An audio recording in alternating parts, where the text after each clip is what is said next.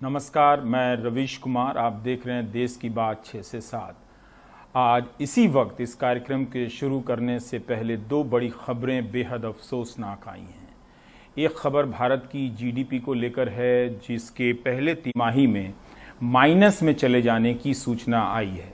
आज़ाद भारत में या अभी जितने जीवित लोग हैं, उन्होंने कभी भी भारत की जीडीपी को निगेटिव में नहीं देखा होगा। -23.9% के नीचे चले गए हैं। हम इतना नीचे चले गए, -23.9 जीडीपी हो गई है। कहाँ तो हम डबल डिजिट ग्रोथ की बात करते थे, अब डबल डिजिट में हम नीचे चले गए हैं। आकाश की जगह पाताल। दूसरी अफसोसनाक खबर ये है कि भारत के पूर्व राष्ट्रपति प्रणब मुखर्जी 84 साल की उम्र में गुजर गए। वो पिछले कुछ दिनों से बीमार चल रहे थे। बाथरूम में गिर जाने की उनकी सूचना आई थी।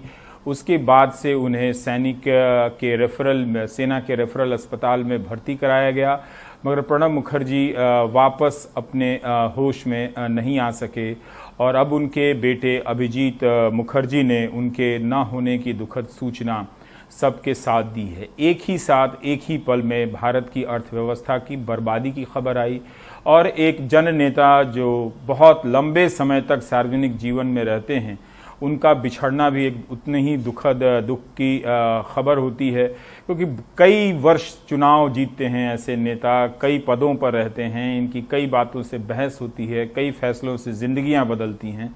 तो हमारे सार्वजनिक जीवन को ये बहुत नज़दीक से जाने अनजाने में, हमें पता भी ना हो लेकिन छू कर जाते हैं ये बड़े नेता प्रणब मुखर्जी। उमा शंकर, हम आपसे जानना चाहते हैं इस सूचना के संदर्भ में और उनके राजनीतिक जीवन के संदर्भ में भी। जी देखिए, ये दुखद सूचना जैसा कि आपने बताया, खुद उनके बेटे के ट्वीट के जरिए हम सबों को मिली है। अब वो इस दुनिया में नहीं है। 84 साल की उम्र में उनकी मृत्यु हुई है। लंबे समय से बीमार चल रहे थे, सैन्य अस्पताल में भर्ती थे। जहाँ तक उनके राजनीतिक जीवन की बात है तो बहुत ही लंबा अरसा उन्होंने देखा। मुझे याद है कि 2008-9 में जब वो विदेश मंत्री थे, उसी समय जब हम मुंबई में अटैक हुआ था, तो उसके बाद हम लगातार जब कवरेज के सिलसिले में विदेश मंत्रालय के बाहर खड़े होते थे तो आते जाते वो अपने चिरपरिचित अंदाज में हाथ ऐसे करते हुए चले जाते थे, कुछ बोलते नहीं थे। बहुत लंबा उनका एक जीवन रहा है, अलग अलग पहलू है उनके जीवन के। वो सांसद रहे, वो राष्ट्रपति तक बने, उसके पहले वो डिफेंस मिनिस्टर भी रहे, वित्त मंत्री भी रहे, इसके अलावा विदेश मंत्री भी रहे। तो एक पूरा जो सिलसिला उन्होंने राजनीति का देखा है। और जब 2019 में उनको भारत रत्न दिया गया तो ये माना गया कि जो उनका एक ड्यू था, जो सेवा उन्होंने देश की है, उसके बदले उनको ये मिलना मुनासिब है। तो एक उनकी याद अब रह गई है तमाम जगहों से, तमाम नेताओं से और तमाम शख्सियतों से। जो श्रद्धांजलि का सिलसिला है वो शुरू हो गया है, लेकिन इतना ज़रूर है कि भारतीय राजनीति को जो उन्होंने अपना योगदान दिया, उसकी कमी जो है वो खलेगी। रवीश। उमा, एक नियमित प्रसंग उनके जीवन का हमने देखा कि वो तमाम उच्च पदों पर रहे, लेकिन दुर्गा पूजा में वो अपने संसदीय क्षेत्र ज़रूर जाते थे। पैतृक निवास पर जाकर वो पूजा भी करते थे। तो उस ऊंचाई पर जाने के बाद भी प्रणब दा का अपना जो रिश्ता था वो गांव और अपने संसदीय क्षेत्र से भी बना रहा, तभी शायद वो 50 साल सार्वजनिक जीवन में टिके भी रह सके। बिल्कुल, जो सांस्कृतिक मूल्य हों या जो सांस्कृतिक मूल्य हों या जो धार्मिक जो आस्था हो, वो लगातार उनके साथ रही। और यही वजह है जो आपने जिक्र किया कि किस तरह से वो लगातार दुर्गा पूजा में शिरकत करने के लिए शिरकत करते रहे। सबसे बड़ी बात यह है उनके जीवन में कि जिस तरह से उन्होंने अपने राजनीतिक करियर को आगे बढ़ाया, कई तरह के उनको कांग्रेस के प्रति या ये कहें कि गांधी परिवार को लेकर उनकी अनमन की भी बातें जो हैं वो बीच बीच में आती रहीं, लेकिन इन सब से परे हटकर उन्होंने अपना योगदान जो है वो किया। और जो एक शख्सियत के तौर पे उनका कद इस तरह का था कि अब देखिए कि जब यहाँ बीजेपी की सरकार थी, मोदी की सरकार थी, तो उस समय फैसला लिया गया कि उनको भारत रत्न दिया जाए। तो इससे ये पता चलता है कि क्रॉस द पार्टी लाइन किस तरह से उनकी एक पहचान थी, और खासतौर पे राष्ट्रपति बन जाने के बाद तो पार्टी से ऊपर उठ जाता है इंसान। पार्टी कोई एक पार्टी का नहीं रहता, वो पूरे देश का हो जाता है। तो यही उनकी शख्सियत थी कि जिस तरह से उन्होंने अपना योगदान दिया, और उसके बदले में देश की तरफ से जो उनके लिए किया गया वो बहुत ही कम माना जाएगा। लेकिन आज जिस बेला में उनके निधन की खबर आई है, जाहिर सी बात है कि हर तरफ एक मायूसी है। रवीश जी, आपने कांग्रेस से उनके रिश्ते की बात कही, लेकिन कांग्रेस में वो काफ़ी प्रभावशाली रहे और ज़रूर वो कांग्रेस से बाहर भी गए, लेकिन वित्त मंत्री रहे, विदेश मंत्री रहे, तमाम पदों पर रहे और रक्षा और राष्ट्रपति भी बनाए गए। जब आपको कुछ इस वक्त याद आ रहा है कि जब उन्होंने आरएसएस मुख्यालय में जाने का फैसला किया, तब किस तरह की प्रतिक्रिया हुई थी?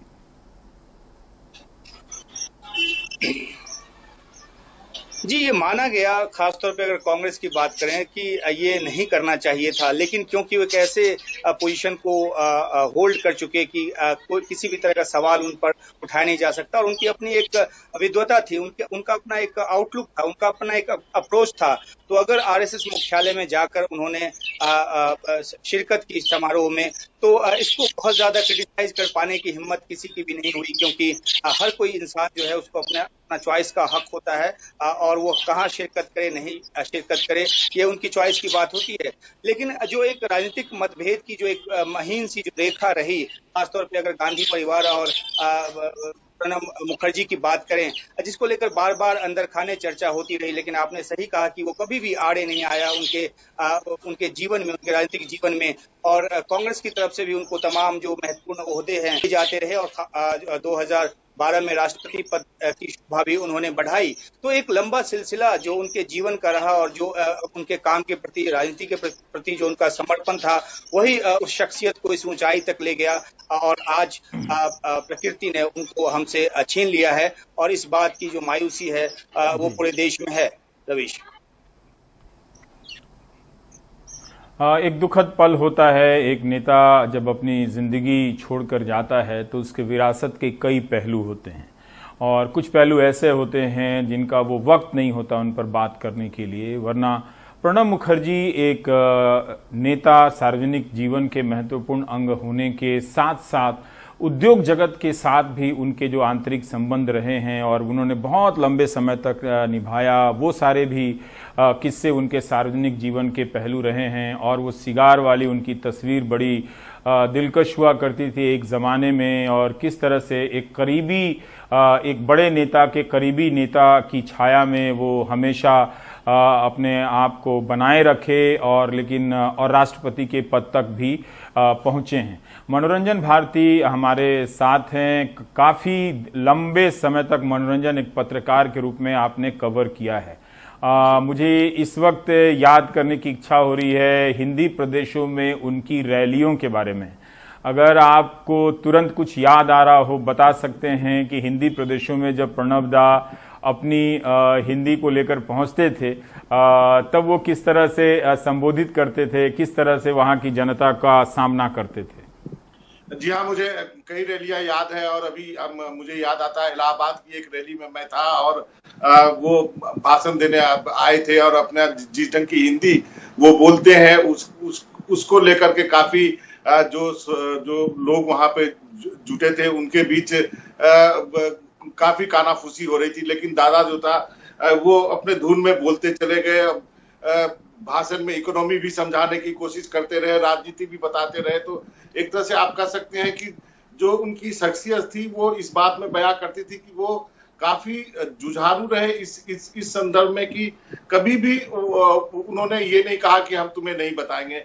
अभी जब आपको बताऊं कि 1969 में सबसे पहले राज्यसभा में आए थे, इंदिरा गांधी लेके आई थी, और 1982 से 84 तक वित्त मंत्री रहे, जिसका जिक्र आप कर रहे थे। लेकिन उनका एक दूसरा पहलू हमें देखने को आया जब संसद में वो बिल आया था, जब वो डिफेंस मिनिस्टर थे और हम उनको न्यूक्लियर बिल पे रोज पूछते थे, रोज समझाते थे, वो अंत में डांटने भी लगते थे कि तुम लोगों को क्या लगता है, मैं यहाँ पे बैठा हूँ तुम लोगों को केवल इस बिल के बारे में रोज बताने के लिए। तो एक वैसी शख्सियत, ज्ञान बहुत था, कांग्रेस में वैल्यू किए गए इसी को लेकर के कि उनको ये भी मालूम था कि नेहरू जी के समय कांग्रेस के किस अधिवेशन में क्या रेजोल्यूशन पास हुआ था।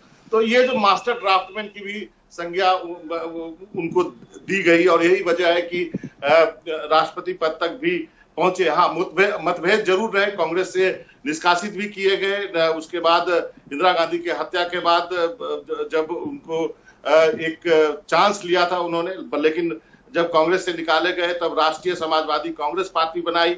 बाद में 89 में राजीव गांधी से सुलह हुई, उसके बाद अपनी पार्टी को उन्होंने मर्ज कर दिया। और जब नरसिम्हा राव का दौर आया तब आप कह सकते हैं कि प्रणबदा के लिए एक संजीवनी की तरह था। 1991 में डिप्टी चेयरमैन प्लानिंग कमीशन, जिसको नीति आयोग कहते हैं, वो बनाए गए और उसके बाद फिर फॉरेन मिनिस्टर रहे, रक्षा मंत्री रहे, वित्त मंत्री रहे। तो आप कह सकते हैं कि लगातार जो है वो अलग अलग पदों पर काम करते रहे। लेकिन जो लास्ट में जो हुआ कि एक आरएसएस में फंक्शन में जाने को लेकर के विवाद भी हुआ, उसके बाद भारत रत्न उनको दिया गया, पद्म विभूषण उनके पास पहले से ही था। तो आप कह सकते हैं एक लंबे सार्वजनिक जीवन में उनका नाता रहा। और वैसे प्रदेश से जहां पर कि एक जमाने में कांग्रेस के बड़े नेता हुए, लेकिन बाद में कांग्रेस वहां से खत्म हो गई। और आप कह सकते हैं कि उन्हीं के लिगेसी को एक तरह से ममता बनर्जी जो है वो कैरी फॉरवर्ड कर रही है तृणमूल कांग्रेस के रूप में। रवीश जी, मनोरंजन, मैं थोड़ा आजकल नेता और प्रेस के संबंधों की बात होती है, मैं ये जानना चाहता हूं कि तनाव और दबाव के क्षणों में दादा, जिन्हें आप लोग दादा कहते थे कि दादा ने ये कहा, दादा ने वो कहा, तो दादा का व्यवहार पत्रकारों के साथ कैसा होता था? क्या वो इस तरह से, जैसे आज के नेता मंत्री तो उनकी हरकतें आप जानते ही हैं, लेकिन फिर भी मैं जानना चाहता हूं कि तनाव और दबाव के क्षणों में प्रणब मुखर्जी आप प्रेस वालों से किस तरह से पेश आते थे? देखिए, निश्चित रूप से उनको देखने से लगता था कि काफी टफ थे भी, लेकिन हमारे साथ, हम लोगों के साथ बड़े अच्छे से बात करते हैं। 2-3 घटना सुनाऊंगा। एक दिन हमें मालूम नहीं था, हम लोग बैठे हुए थे और जनरली बंगाल के जर्नलिस्ट को हम लोग आगे कर देते कि चलो दादा के सामने आप रहो। तो किसी ने कह दिया आज दादा का बर्थडे है, तो फिर हुआ कि मिठाई मंगाई जाए, तो फिर दादा बोले नहीं मैं बालूशाही मंगवाता हूँ। तो उन्होंने बालूशाही मंगवा के हम लोगों को खिलाई थी। तो ऐसा नेचर था उनका, डांटते भी थे, प्यार भी करते थे। और एक और घटना बताओ, जब वित्त मंत्री था तो एकाएक हमने देखा कोई फोन आया। और मनोरंजन हमारे साथ, जी एक सेकंड, हमारे साथ राजस्थान के मुख्यमंत्री अशोक गहलोत हैं हमारे साथ। अशोक जी, जी नमस्कार। प्रणब मुखर्जी को के इस दुखद खबर को सुनते हुए आप उनके राजनीतिक जीवन को किस तरह से याद करना चाहेंगे? क्या कुछ याद आ रहा है आपको? देखिए, 40 साल पहले संबंध जुड़े उनसे। हम लोग 80 में आए थे पार्लियामेंट में पहली बार, और केंद्रीय मंत्री बने थे, डिप्टी मिनिस्टर बने थे इंदिरा जी के साथ में। तब से उनको बहुत नजदीक से देखने का और समझने का, सीखने का अवसर मिला उनके साथ में। पूरी देश दुनिया जानती, बहुत ही इंटेलिजेंट व्यक्तित्व के धनी थे। और जिस प्रकार उन्होंने राष्ट्रपति के रूप में या केंद्रीय मंत्री के रूप में जो सेवाएं दी है देश को, वो तो इतिहास में दर्ज हो गई है। और जिस रूप में उनकी सोच थी देश के लिए, देश पूरा जानता है। अर्थव्यवस्था की जो स्थिति बिगड़ी थी 2008 के अंदर, स्लो डाउन हुआ था आज की तरह, वो व्यक्तित्व जिन्होंने संभाल लिया टाइम पे, तो सबसे कम असर पड़ा देश पर उस आर्थिक स्थिति का, जो स्लो डाउन का। तो वो आज दुनिया में नहीं रहे। अचानक की जो खबर आई तो बहुत आघात लगा सबको। कोई शब्द नहीं कहने के लिए, क्या शब्द बोले। उनके लिए आत्मा को शांति प्रदान करे ईश्वर, उनके परिवार को ताकत दे दुख सहन करने की। हम सब दुखी हैं। जी, अशोक जी, फिर भी मैं समझता हूं आप सबका पुराना संबंध रहा होगा। 80 के दशक की बात कर रहे हैं आप, उस वक्त काफी जवान होंगे और आप लोगों के अपने नए सपने होंगे। पर क्या आप कहना चाहेंगे, आपको लगता है कि प्रणब मुखर्जी तमाम उतार चढ़ावों के बीच आजीवन कांग्रेसी रहे? जी जी जी जी, वो तो मैं कैसे बोल सकता हूँ। जब राष्ट्रपति चुनाव चुने गए जिस दिन वो सुबह, तो मैं अकेला उनके साथ, हम दोनों अकेले थे उनके रूम के अंदर, ऑफिस के अंदर, घर पे, और खूब चर्चाएं की। जब भी मिलते थे तो बहुत ही ज्यादा इंटेलिजेंट थे वो, पूरे देश की जानकारी रखते थे। प्रदेश कांग्रेस कमेटी में क्या हो रहा है, देश के अंदर क्या हालात हैं, राजनीति पे उनकी अच्छी पकड़ थी और सूझबूझ के धनी थे वो। तो बहुत बड़ा आघात हम सबको लगा। आज वो नहीं रहे हैं, पर मैं समझता हूँ कि इंदिरा जी के वक्त से ही, जब हम लोग एनएसए में थे, तब से जानते थे उनको कि किस प्रकार उन्होंने अपना जीवन की राजनीति शुरू करी। बीच में उतार चढ़ाव भी आए थे, एक बार कांग्रेस छोड़े चले गए थे, वो अलग पार्टी बनाई अपनी, पर फिर भी वापिस टाइमली आए और उनको सोनिया गांधी जी और मैं समझता हूँ राहुल जी और जितने लोग थे, हमेशा ये प्रयास किया भाई कि इनके अनुभवों का लाभ लिया जाए देश के लिए, पार्टी के लिए।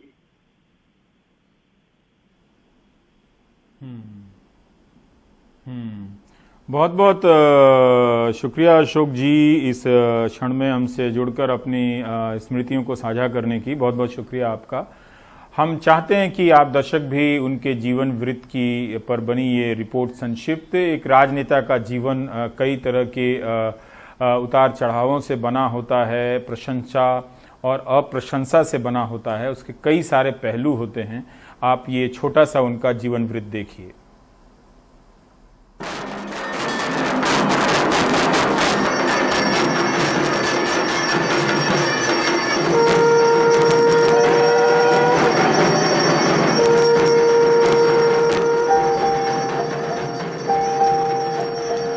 प्रणब मुखर्जी पश्चिम बंगाल में अपने पैतृक निवास में दुर्गा पूजा में हिस्सा लेते हुए।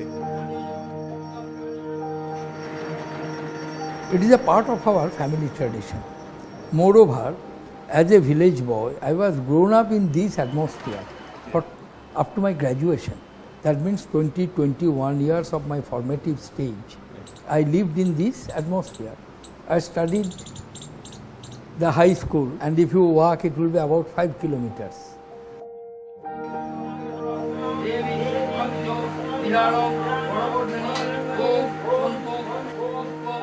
यहीं से एक ऐसा सियासी सफर शुरू हुआ जो लगभग 50 साल तक नई नई मंजिलें तय करता रहा।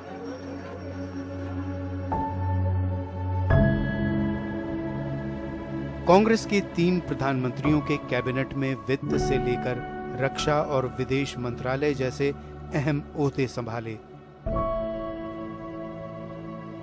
बहुत जल्द प्रणब दा हर मसले का हल तलाश करने के लिए भरोसेमंद शख्स के तौर पर पहचाने जाने लगे। यूपीए के दौरान तो कहा जाता था कि असली सरकार वही चला रहे हैं क्योंकि वो 50 से भी ज्यादा मंत्री समूहों की अगुवाई कर रहे थे। अन्ना आंदोलन से लेकर परमाणु समझौते तक जो भी समस्या का हल निकालना होता, जिम्मेदारी प्रणब दा की ही होती। संसद में मुझसे वरिष्ठ हैं। मैं 70 में निर्वाचित हुआ था राज्यसभा के लिए और आप 69 में हुए थे, 1 साल पहले। मुझसे वरिष्ठ हैं, लेकिन मैं कभी कभी जरूर सोचता हूं कि प्रणब जी न होते तो ये यूपीए सरकार क्या करती। कांग्रेस और सियासी काम उनकी जिंदगी में ऐसा रचा बसा था कि उनके परिवार को शिकायत रही कि उन लोगों के लिए उनके पास कभी वक्त नहीं रहा। जब मेरा शादी हुआ था ना, हाँ, तभी उससे मेरा मुलाकात बहुत कम होता था। अब बातचीत भी बहुत कम होता है। अच्छा, he is very always very busy, very busy, very busy. Do you find that you don't get enough time with him? No, I have no time to think. Would you have liked to have got more time with him as a son? Obviously, not only me, everyone. And it's a complaint, not only my mother's, it's my complaint. Even my children's complaint, my sister's complaint, everyone, my wife's complaint that we should have more time with you. लेकिन इसके बावजूद एक विरोधाभास ये भी था कि वो जो कांग्रेस में इतने समाये हुए थे, उनके रिश्ते पार्टी से हमेशा अच्छे नहीं रहे। 1986 में तो उन्हें 6 साल के लिए पार्टी से निकाल दिया गया था। कुछ का मानना था कि पार्टी से इस तलखी की वजह इंदिरा गांधी की हत्या के बाद का घटनाक्रम था। What was your first reaction when you heard the news? I was totally broken. And in the whole journey from there to a place where we got the chopper, and from chopper to Calcutta, and from Calcutta to Delhi in the Indian Airlines. Pranab के आलोचकों का आरोप था कि कलकत्ता से दिल्ली के सफर के दौरान उन्होंने दावा किया कि वित्त मंत्री और कैबिनेट में नंबर 2 की हैसियत से इंदिरा गांधी की जगह उन्हें लेनी चाहिए। कुछ लोगों का कहना है कि इसी से राजीव गांधी और प्रणब मुखर्जी में अनबन हो गई। प्रणब मुखर्जी का मानना था कि वो सब गलतफहमी का नतीजा था। It was a misunderstanding, and which was admitted by Rajiv ji himself. I think in one of the interview given to Arun Puri, India Today, before his assassination. Pranab Mukherjee वापस कांग्रेस तो लौट आए, लेकिन गांधी परिवार के साथ भरोसे की डोर कभी मजबूत नहीं हो पाई। 2009 में जब उनसे पूछा गया कि सोनिया गांधी ने उनके बजाय प्रधानमंत्री के लिए मनमोहन सिंह को क्यों चुना, तो उन्होंने कहा, He enjoyed the confidence of Mrs. Sonia Gandhi, and that's why when the office was offered to Mrs. Sonia Gandhi, it was for her to decide whom she would like to have and with whom she will find more comfortable. लेकिन उनका परिवार अपनी मायूसी छुपा नहीं पाया। Pranab is working so much in Indian politics, but Pranab is not getting his proper place. As a relative and as I am his elder brother, I feel sorry for him. I, Pranab Mukherjee, UPA 2 के आखिरी सालों में उनको इनाम मिल गया। भले प्रधानमंत्री न बने हों, लेकिन 2012 में राष्ट्रपति बना दिए गए। लेकिन पार्टी के साथ खिंचाव बरकरार रहा। रिटायर होने के 1 साल बाद वो RSS के एक कार्यक्रम में शामिल होने नागपुर गए और संघ के संस्थापक केशव हेडगेवर को भारत माता का महान पुत्र कहा, तो कांग्रेस नाराज हो गई।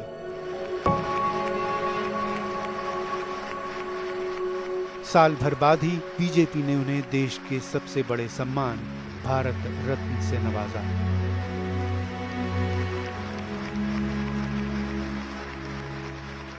इस सम्मान ने भारतीय राजनीति के सबसे दिग्गज नेताओं में एक के रुतबे को महज पहचान भर दी।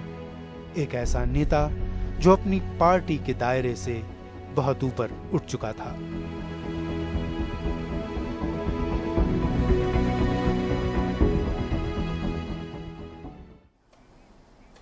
और हमारे साथ छत्तीसगढ़ के मुख्यमंत्री भूपेश बघेल हैं। भूपेश जी, हम सब राजनेताओं को कई बार दूर से भी देखते हैं, तो हमें ये पता नहीं होता है कि जब आप लोग अपने राजनीतिक जीवन की शुरुआत कर रहे थे तो पार्टी में किन किन नेताओं के पास जाते होंगे, किन किन नेताओं का सानिध्य मिलता होगा, इस तरह के की जानकारी नहीं है। लेकिन फिर भी हम जानना चाहते हैं कि आपके पास प्रणब मुखर्जी को लेकर किस तरह की स्मृतियां हैं।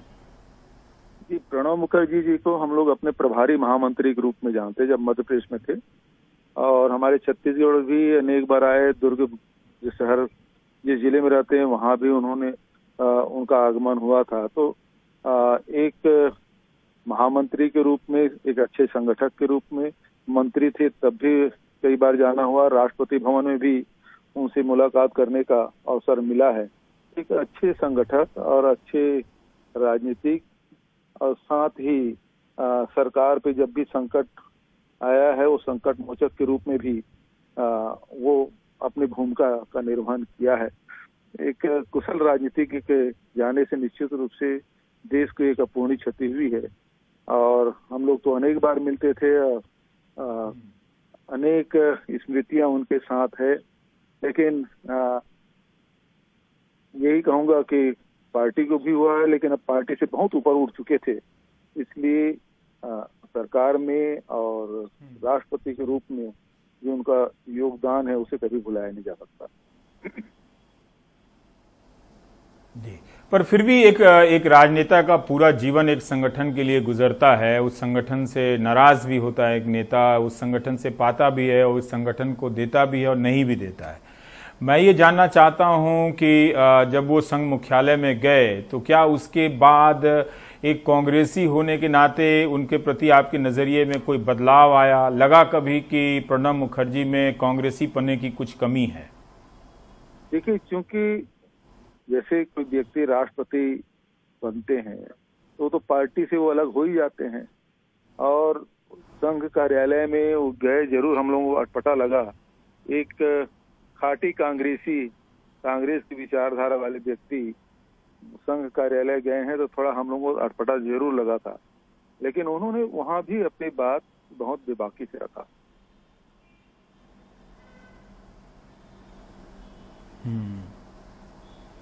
पर प्रणब जी, भूपेश जी, मैं ये जानना चाहता हूं कि इतना सीजन्ड अनुभवी जो चुनाव भी लड़ता हो, जिनके वित्त क्षेत्र के उद्योगपतियों से अपने निकटतम संबंध हो, दूसरे दलों में संबंध हो, उनके संवाद की अपनी एक शैली हो, क्या आपको लगता है कि इस तरह के नेता के जाने से कांग्रेस में एक जनरेशनल लॉस भी हुआ, एक पीढ़ी का नुकसान भी हुआ है?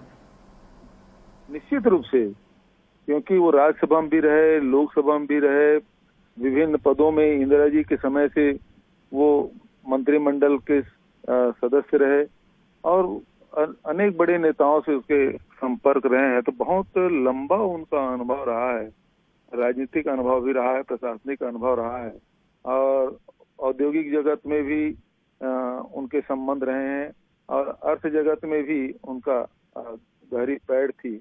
अर्थशास्त्री के रूप में भी उसको हम लोग जानते हैं, क्योंकि दो अर्थशास्त्री एक साथ रहे जब मनमोहन सिंह जी प्रधानमंत्री थे और प्रणब दा वित्त मंत्री के रूप में, दो अर्थशास्त्री एक साथ महत्वपूर्ण पद में रहे हैं।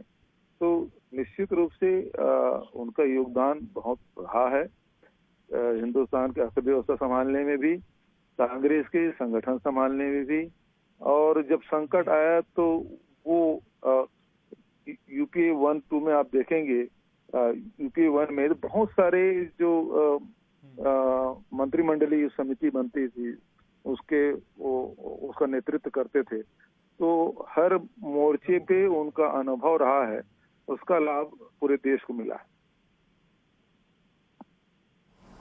जी, बहुत बहुत शुक्रिया भूपेश बघेल जी, छत्तीसगढ़ के मुख्यमंत्री, हमारे साथ अपना अनुभव साझा करते हुए उन्होंने आखिर में ये बात ज़रूर कही कि वो एक अर्थशास्त्री थे, अर्थव्यवस्था के जगत से उनका गहरा संबंध था, इसलिए बहुत सारे ग्रुप ऑफ मिनिस्टर के वो प्रमुख हुआ करते थे यूपीए सरकार के दौर में, और वित्त मंत्री थे।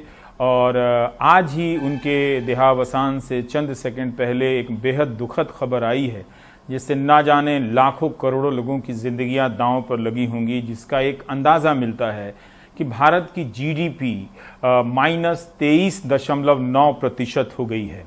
पिछले 24 साल में इस तरह से अर्थव्यवस्था की एक तिमाही में कभी गिरावट नहीं देखी गई। आप जो आज की जो पीढ़ी है, जिसे बताया गया कि हम 5 ट्रिलियन इकोनॉमी को छूने जा रहे हैं, आज हमारे पास जो डेटा है वो -23.9% का है। मैन्युफैक्चरिंग सेक्टर जो हमेशा भारत को आगे लेकर जाता था, लाखों करोड़ों को रोजगार देता था, उसमें -39% की गिरावट आई है। पहली तिमाही में, इस वित्तीय वर्ष की पहली तिमाही में आई इस गिरावट का क्या भयानक असर होगा हम अंदाज़ा लगा सकते हैं। कितनी जिंदगियां आर्थिक तौर पर बर्बाद होने जा रही हैं। जिनकी नौकरी है वो चली जाएगी, जिन्हें नौकरी चाहिए उन्हें नौकरी नहीं मिलेगी। दो अर्थव्यवस्था से जुड़ी दो बेहद दुखद खबर आज आई। एक पूर्व अर्थशास्त्री, पूर्व वित्त मंत्री, भारत के राष्ट्रपति जो 2012 से 17 तक राष्ट्रपति रहे, प्रणब दा हमारे बीच अब नहीं रहे। और दूसरा, भारत की जीडीपी -23.9 हो गई। एक तरह से अभी के देखें इस तिमाही की तो भारत की अर्थव्यवस्था बर्बाद हो गई है। ब्रेक के बाद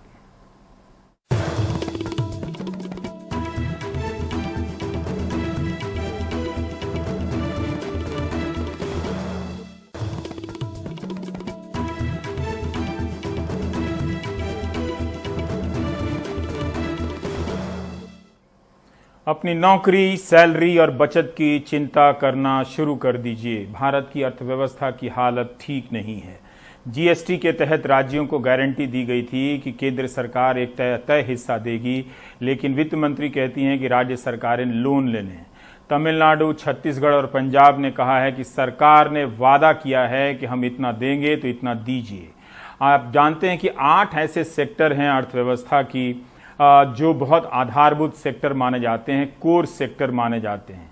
इनकी अगर आप टोटल एग्रीगेट अगर आप देखें तो जो डेटा आया है जुलाई महीने का वो बहुत डराने वाला है। हम अपने ग्राफिक्स प्लेट के जरिए बता रहे हैं कि अप्रैल से जुलाई के बीच -20.5% ग्रोथ रेट रहा है। अब माइनस वाले को तो ग्रोथ रेट नहीं कहना चाहिए, डिक्लाइन रेट का प्रचलन अभी नहीं हुआ है, इसलिए डिक्लाइन को भी हम ग्रोथ रेट से बता रहे हैं। -20.5%। पिछले साल जुलाई की तुलना में अगर आप देखें तो इस साल की जुलाई में 9.6% की गिरावट है, यानी तभी से शुरू हो गई थी। और इस साल जीडीपी की दर तो और डराने वाली है दर। अगर आप अलग अलग संस्थाओं के अनुमानों को देखें तो लगता नहीं कि अर्थव्यवस्था में इस साल सुधार की उम्मीद है। गोल्डमैन सैक्स का अनुमान है कि वित्तीय वर्ष जीडीपी 5% सिकुड़ जाएगी। 40% में ऐसी सिकुड़न 40 साल में ऐसी सिकुड़न कभी नहीं आई। विश्व बैंक का कहना है कि भारत की जीडीपी 3.2% सिकुड़ जाएगी। IMF अंतर्राष्ट्रीय मुद्रा कोष के अनुसार 4.5% सिकुड़ जाएगी। एशियन डेवलपमेंट बैंक के अनुसार 4% सिकुड़ जाएगी। यानी जीडीपी को बैक गियर लग गया है, गाड़ी आगे की बजाय पीछे भाग रही है। कितने लोगों की नौकरियां जाएंगी, आमदनी कम हो जाएगी, जरा संभल कर रहिएगा, मन को मजबूत कीजिए, मन से बात करते रहिए। नेशनल स्टैटिस्टिकल ऑफिस ने अप्रैल से जून की तिमाही की, ये जो पहली तिमाही है इस वित्त वर्ष की, जीडीपी ग्रोथ रेट जारी की है। इस साल वित्तीय घाटा 8.21 लाख करोड़ का हो गया है। पिछले साल इसी दौरान 5.47 लाख करोड़ का वित्तीय घाटा था।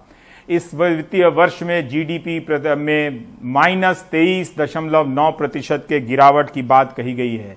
मैन्युफैक्चरिंग सेक्टर में -39% की गिरावट की बात कही गई है।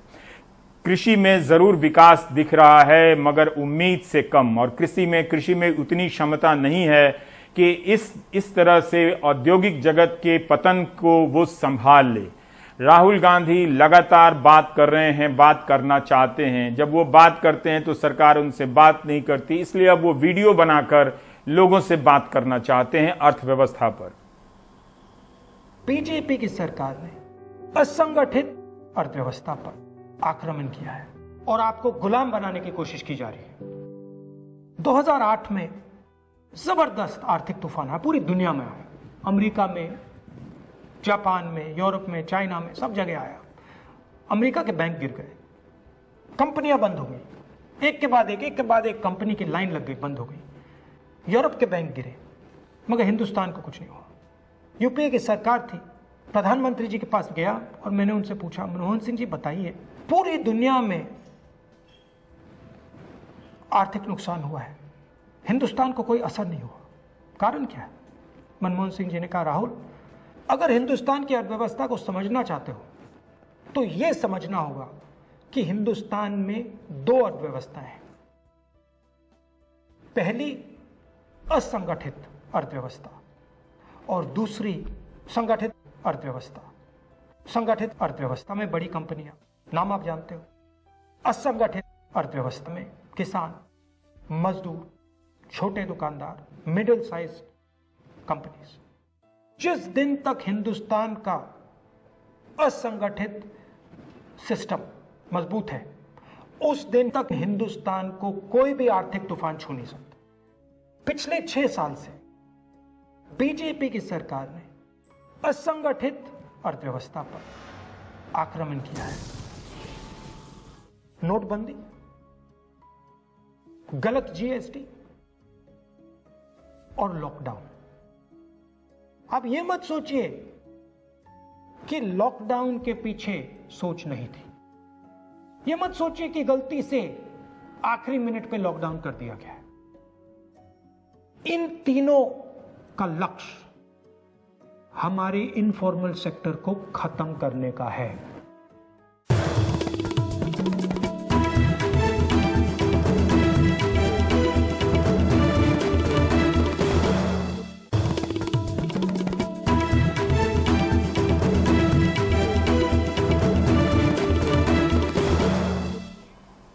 सुप्रीम कोर्ट ने आज 1 रुपए का इंसाफ किया है। प्रशांत भूषण को जुर्माना देने के लिए कहा है 1 रुपए का। ये फैसला इतना संतुलित है कि अगर आप इसे अहंग की लड़ाई से आर पार निकल कर देखें तो यही एक रास्ता बचा हुआ था और एक सुंदर रास्ता था कि प्रशांत भूषण 1 रुपए का जुर्माना भरें और इस विवाद को यहां पर समाप्त किया जाए। सुप्रीम कोर्ट ने अभी अपना फैसला सुनाया है। मेरे खिलाफ कंटेम्प्ट केस में मुझे दोषी का करार दिया है कंटेम्प्ट के लिए और 1 रुपए का फाइन लगाया है और बोला है अगर मैं फाइन नहीं देता तो 3 महीने की जेल और 3 साल के लिए सुप्रीम कोर्ट से मुझे बार कर दिया जाएगा। मैंने पहले ही बोला था कि मैं जो भी सुप्रीम कोर्ट मेरे खिलाफ सेंटेंस देगा मैं उसको खुशी खुशी मान लूंगा। ऑफ कोर्स सब्जेक्ट टू मेरी जो राइट है इसके खिलाफ अपील करने की, क्योंकि मैंने जो कहा है वो मुझे लगता है सुप्रीम कोर्ट ने तो उसको बोल दिया कि ये कंटेम्प्ट है। मुझे लगता है कि वो हर नागरिक का सबसे अहम कर्तव्य है। सच बोलना, जहां गलत हो रहा है उसके खिलाफ अपनी आवाज उठाना, ये हर नागरिक का सबसे बड़ा कर्तव्य है। तो मैं ये फाइन दे दूंगा, लेकिन जो मेरा राइट है इसके खिलाफ चाहे रिव्यू फाइल करने का चाहे रिट फाइल करने का, दोनों कंटेम्प्ट का जजमेंट और सेंटेंसिंग के जजमेंट को चैलेंज करने का, वो सब मैं करूंगा। और अगर और भी कोई पनिशमेंट इम्पोज किया होता वो भी मुझे मान्य था। ऑब्वियसली सुप्रीम कोर्ट का फैसला सबको मान्य होता है। मेरे लिए सुप्रीम कोर्ट के प्रति बहुत गहरा रिस्पेक्ट रहा है शुरू से, जब से मैं प्रैक्टिस करता रहा हूं। अब मुझे करीब 37 साल हो गए, 37 साल से ज्यादा। और मैं ये मानता हूं कि सुप्रीम कोर्ट वो आखिरी जगह है, खासकर गरीब और कमजोर लोगों के लिए, जो उनके पास आते हैं अपने हकों की रक्षा कराने के लिए, और खासकर एक बहुत स्ट्रॉन्ग गवर्नमेंट जब उनके हक वायलेट करती है उसके लिए जब आते हैं। मेरे ट्वीट कोई सुप्रीम कोर्ट या न्यायपालिका को चोट पहुंचाने के लिए नहीं करे गए थे, लेकिन इसलिए करे गए थे कि मुझे लगा कि सुप्रीम कोर्ट हाल में जो इनका बहुत अच्छा रिकॉर्ड रहा है उससे थोड़ा सा फिसल गया।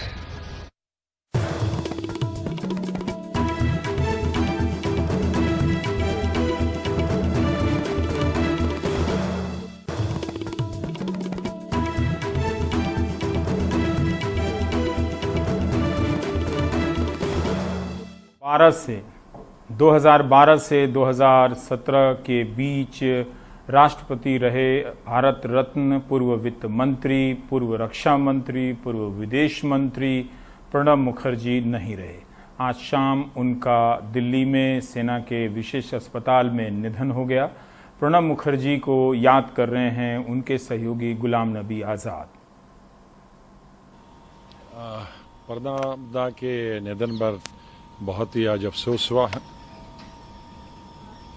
पूरे देश ने एक बहुत अच्छा लीडर, एक बहुत अच्छा फिलासफर, एक बहुत अच्छा राइटर, एक बहुत अच्छा एडमिनिस्ट्रेटर और एक बहुत अच्छा इकोनॉमिस्ट खो दिया।